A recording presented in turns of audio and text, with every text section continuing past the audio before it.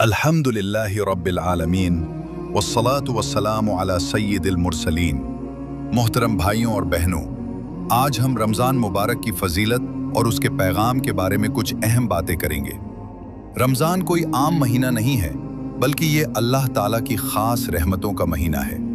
ये वो महीना है जिसमें इंसान अपने रब के करीब हो सकता है और अपनी ज़िंदगी बदल सकता है। रसूलुल्लाह सल्लल्लाहु अलैहि वसल्लम ने फरमाया, जब रमज़ान आता है तो जन्नत के दरवाजे खोल दिए जाते हैं, जहन्नम के दरवाजे बंद कर दिए जाते हैं और शैतानों को जंजीरों में जकड़ दिया जाता है। सही बुखारी, सही मुस्लिम। इस हदीस से मालूम होता है कि रमज़ान नेकियों का मौसम है। अल्लाह ताला इस महीने में अपनी रहमत आम कर देता है। जो शख्स सच्चे दिल से तौबा करे, अल्लाह उसे माफ़ कर देता है। एक और हदीस में नबी करीम सल्लल्लाहु अलैहि वसल्लम ने फरमाया, जिसने ईमान और सवाब की नीयत से रमज़ान के रोज़े रखे, उसके पिछले गुनाह माफ़ कर दिए जाते हैं। सही बुखारी।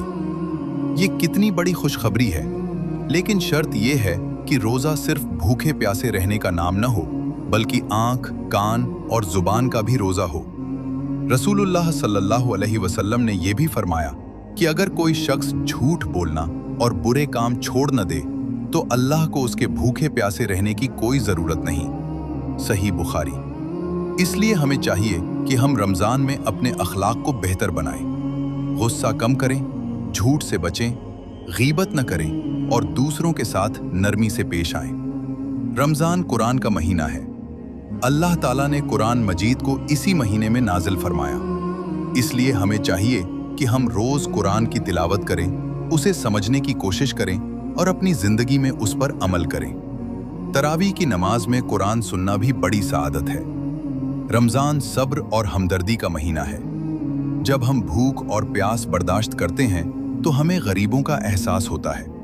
इसलिए इस महीने में सदका और खैरात का सवाब कई गुना बढ़ा दिया जाता है। हमें चाहिए कि हम ज़रूरतमंदों की मदद करें। रमज़ान का आखिरी अशरा बहुत अहम है। इसी में लैलतुल क़द्र है, जो 1000 महीनों से बेहतर है।